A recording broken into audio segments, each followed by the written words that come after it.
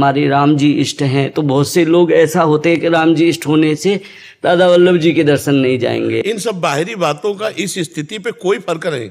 देखो, मंदिर जाना ना जाना ये सब ये बहुत मतलब अलग बातें हैं। हम जो बातें कर रहे हैं उन बातों को समझिए आप। अब वो चूंकि प्रश्नकर्ता, अब आपने दूसरा कह दिया इसलिए बात हमारी ठप हो जाएगी, क्योंकि हमारी बात प्रेजेंट में होती है।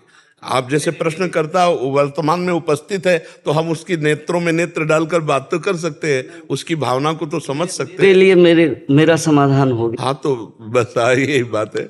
और सबसे बड़ी बात देखो, मंदिर जाना मंदिर ना जाना, खास बातें आपका चिंतन क्या चल रहा है, आपके हृदय मंदिर में क्या हो रहा है, आपका हृदय का चिंतन सही चल रहा है। हमारी खास बात होती है आंतरिक चिंतन। आंतरिक आपका कहाँ चिंतन है, वहीं आपकी उपस्थिति मानी जाएगी। आंतरिक चिंतन ही आपकी उपस्थिति है। अब वो देख लीजिए। अच्छा, हमारे प्रभु के राम जी नाम है, राधा वल्लभ नाम है, श्याम जी नाम है, शिव नाम है। इतना तो साधक को समझ लेना चाहिए कि मेरे अनंत प्रभु के ही नाम है। अब झगड़ा किस बात का। अब कोई जैसे प्रिय उसको लगता है सिया राम, तो हमको क्या करना चाहिए, उसकी चरण रज लेकर माथे पे लगाना चाहिए। धन्य है आप प्रभु में इतने मगन हैं, आपकी कृपा हो और हमको भी जो नाम गुरु जी ने दिया है उस नाम में प्रीति हो जाए। हाँ, उसमें ईर्ष्या द्वेष या बड़ाई या छोटाई ये सब बहुत प्रारंभिक अज्ञान की धरा की बातें हैं। परमार्थ में इनका कहीं कोई गुंजाइश नहीं है। परमार्थ में इनकी कोई गुंजाइश, ये जो लड़ाई झगड़ा ऊंच नीच निर्गुण सगुण को लेकर सब झगड़े ना, ये सब बहुत प्रारंभिक स्थिति के हैं। वो मतलब परमार्थ में इनका प्रवेश नहीं है। इन बातों का परमार्थ से कोई लेना देना नहीं है। ये सब परमार्थ विहीन झगड़े हैं। जो परमार्थ है ना, उसमें कोई झगड़ा शब्द है ही नहीं, क्योंकि परमार्थ में निंदनीय और वंदनीय वो एक ही तत्व है, जिसकी तुम निंदा कर रहे हो, जिसकी वंदना कर रहे हो। द्वैत है ही नहीं, तो किसकी निंदा करे, किसकी वंदना करे। तो निंदनीय और वंदनीय ये दोनों भाव खत्म हो जाते हैं। वो जो है वो है।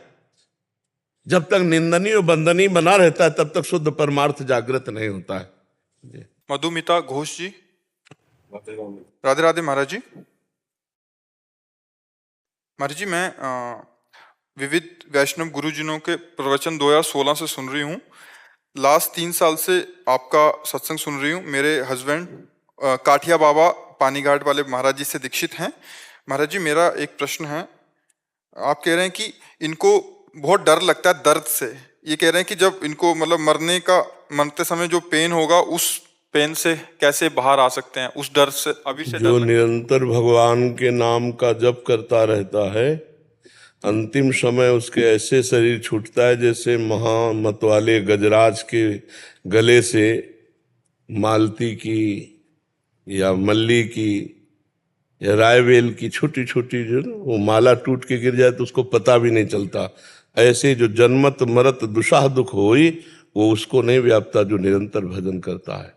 भजन कीजिए समस्त भयों से मुक्त। किसका प्रश्न है? भजन कीजिए, भजन से सब डर खत्म हो जाता है। मरने से सब जग डरा मेरो मन आनंद, कब मरी हो कब भेटी हो पूरन परमानंद। मृत्यु से डर लगना चलो अच्छा तभी होगा जब डर कर भगवान की शरण में चला जाए और नाम जप करने नहीं तो वो तो दुख भोगना ही पड़ेगा। डरने से थोड़ी कुछ होगा, तो भोगना ही पड़ेगा।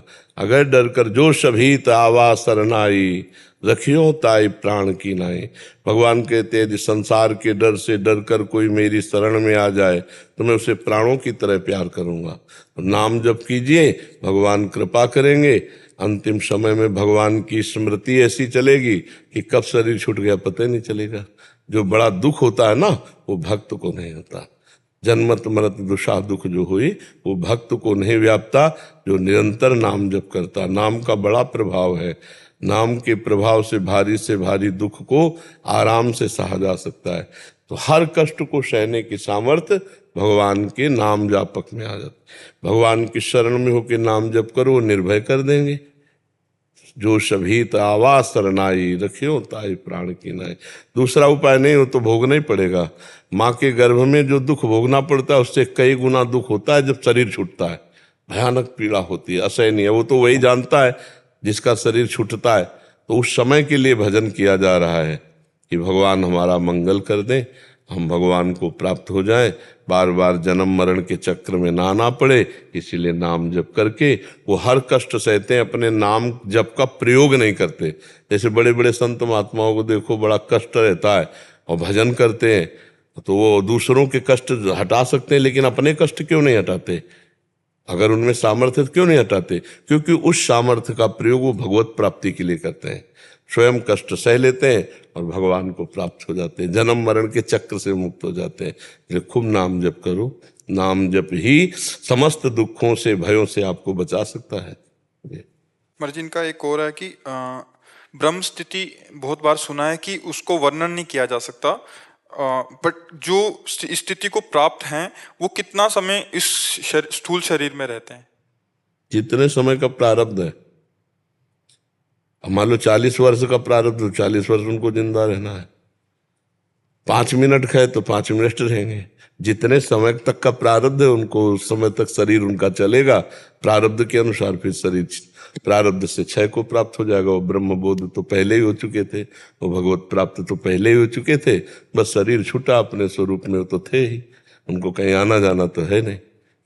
पर वो स्थिति जब तक प्राप्त नहीं होगी तब तक उस स्थिति को समझा थोड़ी जा सकता है। नाम जप करो, नाम जप। कलयुग है, इसमें कलयुग केवल नाम आधारा, सुमिर